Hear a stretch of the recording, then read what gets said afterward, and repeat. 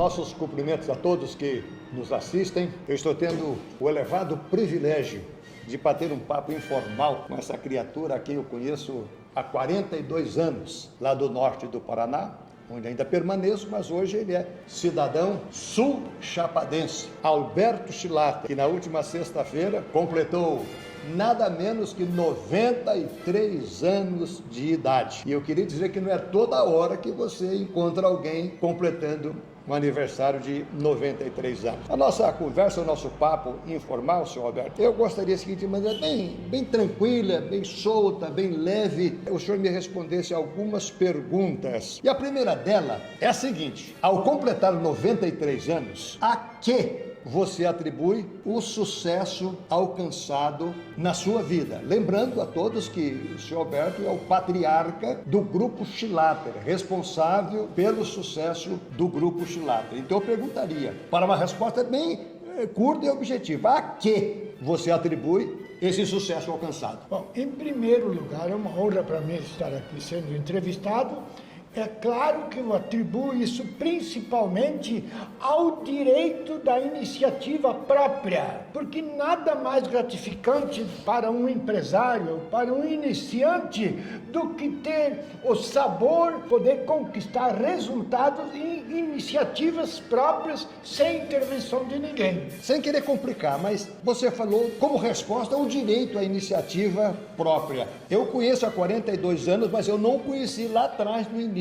Agora, eu deduzo que o início não foi fácil, né?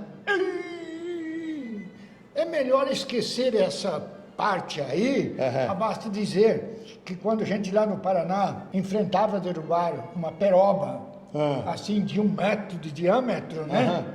A gente suava tanto e o suor descia pelo sapatão abaixo, e você tinha que fazer força para não patinar dentro do sapato, ao ponto de desgastar a unha do dedão do pé, ao ponto de sair sangue. Então eu não vou nem perguntar se há qualquer tipo de comparação entre lá e a iniciativa, digamos, própria dos nossos dias. Muito mais difícil lá, né? Muito mais interessante. Eu não tenho nem assim, vamos dizer, um arrependimento do passado. Que bom. Porque a vitória faz a gente superar todas essas coisas. Nada como iniciativa própria e você não pensar que você é alguém. Saber que você realmente é alguém que está ajudando a sociedade. É lindo ouvir isso, porque por um lado, se você tem as marcas da luta, do sofrimento, do embate, hoje você tem a alegria de colher os louros dessa vitória alcançada, vendo os filhos, netos e até bisnetos usufruindo desse trabalho. Que maravilha! Muito bem, partindo agora para a segunda pergunta. A primeira pergunta eu foquei sobre a que você atribui o sucesso. A quê? Mas essa segunda pergunta de agora, ela tem o seguinte teor, note bem, a quem você atribui esse sucesso? Aí você está me fazendo uma pergunta um tanto delicada, né? Porque no meu ponto de vista, em primeiro lugar, o sucesso depende de nós termos a aprovação de Deus. Ótimo.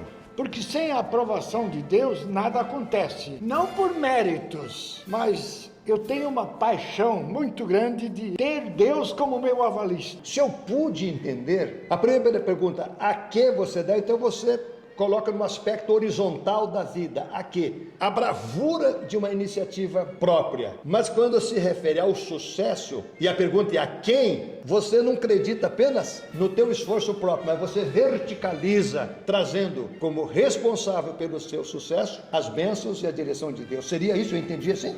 Lógico. Veja, eu não acredito em nenhum sucesso sem a bênção de Deus. Concordo com o senhor em gênero, número e grau. Vamos para a terceira pergunta, senhor Alberto. Essa aqui é um tanto picante. A que você atribui o momento caótico que o Brasil está vivendo nos últimos tempos? Olha, para mim é muito fácil de entender essa situação. Eu entendo que o mundo cristão nunca teve tão desobediente aos princípios que Deus deixou para nós. Talvez trocando em miúdo, ainda que nós não tenhamos um governo teocrático, mas é um governo, logicamente, através da manifestação do povo pelo voto, mas você acredita que mesmo não sendo teocrático, Deus tem prazer em abençoar um povo e fazer com que ele tenha uma nação justa, próspera e abençoada? Sim, e aí entra o meu ponto de vista particular, que Deus tem o maior prazer de nos abençoar. Mas para isso, nós temos que ter crédito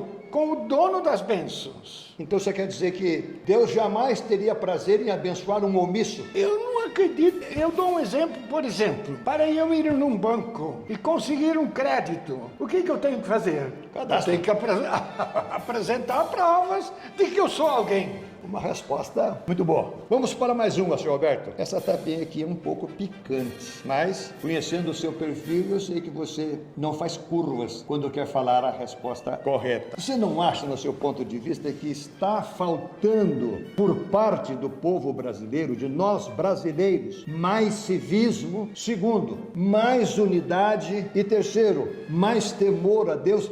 Aquilo que você já falou nas duas últimas perguntas. Eu queria responder o seguinte: eu não consigo entender que Deus pode abençoar uma pessoa que não seja patriota. O patriotismo pelo país onde a gente nasceu nos obriga a estarmos dispostos a dar a vida por aquele país, por a nossa pátria. Então está faltando civismo. Infelizmente, eu diria, está faltando assim, por parte dos líderes desse país, incentivar a necessidade do povo honrar a sua pátria. Eu acredito que no seu tempo, que nós temos uma pequena diferença de idade, mas eu acredito que no seu tempo muito mais, porque na minha escola primária, a gente cantava o hino nacional em posição de sentido, e não era obrigado a fazer, era espontâneo, cantar o hino nacional olhando para a bandeira verde e amarela. Isso desapareceu. Veja, nesse particular eu tenho uma prova, só que daí conversando com o próprio irmão, eu descobri que as coisas foram relaxando. Além disso que está sendo dito do patriotismo e assim por diante, em 1951, 52, quando fui tirar a identidade. Para eu tirar a identidade em 1951, 52 em Maringá, eu tive que jurar a bandeira. Tá brincando? Não, é sério. Não, isso aí para mim já é novidade. Jurar a bandeira? Exatamente. Pode dizer que era cidadão brasileiro. Essa é muito boa, viu? Eu não me conformo, povo brasileiro, a admitir ser instruído para não valorizar o país que eles moram. Bem, senhor Alberto, eu foquei o segundo item aqui nessa pergunta. O primeiro é a falta de civismo. E o segundo item eu coloquei aqui se não está faltando mais unidade por parte do povo brasileiro. Unidade. Porque unidade não é uniformidade, todo mundo ser igual. Quer no aspecto religioso, de convicção, mas unidade, de parceria. Veja, como eu sou nascido em 1932, em plena Segunda Guerra Mundial. Naquela época, para transportar os nossos produtos agrícolas, a gente usava carro de boi. Então eu me lembro, se 3 juntas de boi não era suficiente para puxar o carro, para puxar a carga, se punhava mais uma junta de boi. E aí aquilo foi me educando logo no início da vida, a união. Eu sou uma pessoa altamente apaixonado por união. União faz a força. E isso no Brasil está sendo desestimulado,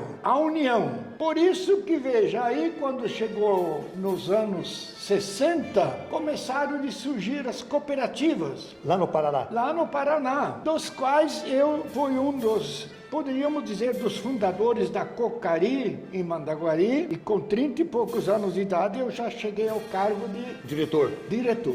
Olha só. Cotado à presidência. Eu falei, não, isso para um homem que não tem leitura nenhuma não é possível. Não, e eu tinha outras ambições, né? O meu negócio era trazer novidade, trazer tecnologia e tudo isso aí, né? Então não embarquei nessa. Mas no mesmo tempo eu fui cooperado da Cocamar, com o número 372. A maior do Brasil? A maior do Brasil é a Coamo. Perdão. A Cocamar é um exemplo de cooperativa, porque tanto eu cheguei a conhecer o finado presidente fundador da Cocari, que chamava-se Dr. Eurípides Gomes Rodrigues, como Dr. Constâncio, não sei do que, da Cocamar. Ambos, assim, a gente se reunia. E aí eu também fui cooperado da Coamo. Aí sim, aí é um exemplo de cooperativismo. Ela, sem dúvida, é a maior do Brasil. Ela já não está só no Paraná. Hoje a maior indústria de esmagamento de soja da Coamo é em Dourados. E aqui, na rodovia que vem de Campo Grande para Chapadão, diríamos, tem duas cooperativas. A Coamo, aqui pertinho de nós, a Coamo e uma tal de Lar. Interessante, são duas cooperativas que uma não tem nada contra, mas estão construídas de parede e meia. Parcerias, né, senhor? Parceria. Não são concorrentes entre si. No meu tempo no Paraná, as cooperativas se tratavam como irmãs. Por que eu sou apaixonado por cooperativa? Porque a palavra cooperativa seria a solução do mundo. Cooperar, né? Cooperar. Não dividir, né? Não dividir. Tá certíssimo. Agora, obviamente, em que pese o fato de o senhor já ter dado algumas pinceladas no assunto, mas o teor da pergunta, você não acha que está faltando por parte dos brasileiros mais civismo? Já respondeu. Mais unidade. Você trouxe à baila aqui o exemplo de cooperativa que agrega valores, né? E não divide valores, né? Unidade. Qual a saída que o senhor sugeriria para os brasileiros para evitar que esse país, que é abençoado em todos os aspectos, e o senhor sempre fala isso, um dos países mais ricos do mundo, em muitos aspectos, muito mais do que todos os do mundo, o que fazer para evitar que esse país se transforme numa massa falida? Veja, eu queria fazer uma observação aí. Isso não é um dos países mais ricos do mundo. Em riquezas naturais, é o país mais rico do mundo. Eu li certa vez uma colocação de um sociólogo chamado Viana Mughi. Eu ainda estava no ginásio secundário, não lembro mais, mas aí a questão de quase 60 anos atrás. Ele fez a seguinte afirmação: em solo, hidrografia, clima, não tem país no mundo que bata o Brasil. Agora, como é que pode esse gigante correndo o risco de descer morra abaixo? Ué, é falta de patriotismo. Nós não honramos a nossa pátria. Muito bem, senhor Alberto. Dando continuidade a esse gostoso e informal papo, você afirma e entende que, além do civismo, temos que buscar mais ser tementes a Deus e observar os seus princípios. Sem sombra de dúvida. Pois aí, o que você diria sobre a questão da unidade e parceria? Isso aí, para mim, fica na cabeça minha, com as experiências do Paraná, onde eu provo que o Paraná, estado relativamente pequeno, é o segundo maior produtor de milho e soja. Verdade? Verdade. Isso eu atribuo ao fato das cooperativas, porque as cooperativas do norte do Paraná, elas se tratam como irmãs. Parceiras. Parceiras. E elas dão um exemplo que como a união resolve o problema. O cooperativismo, para mim, é a solução do Brasil. Mas eu queria dizer que a cooperação, a união para resolver o problema do Brasil, não é só o cooperativismo comercialmente, mas o compromisso de cooperativismo no compromisso com Deus. Em vez de nós se dividir, nós se unir. Eu acho que a nossa omissão, tanto dos nossos líderes políticos, como nossos líderes espirituais, estão sendo omissos. E um dia eles pagarão a conta para Deus. Ótimo, senhor Alberto. Valeu a pena, fico muito feliz. E eu queria deixar aqui, assim, para as suas últimas palavras, caso queira partilhar mais alguma coisa, como últimas palavras, uma palavra de motivação para os nossos, digamos, ouvintes, aqueles que estão nos assistindo, uma palavra de motivação aos seus 93 anos. Eu nunca na minha vida fui pessimista, e eu já passei muita dificuldade na minha vida. Eu imagino. Tem muita coisa aí, mas eu superei tudo, porque eu sempre acredito no dia de amanhã. Compromisso com Deus. E já ouvi muitas vezes o senhor dizer uma expressão que Cristo usou e João, o evangelista, registrou quando ele disse: sem mim, nada podeis fazer. O senhor confirma isso? Opa! Muito obrigado a todos e um grande abraço.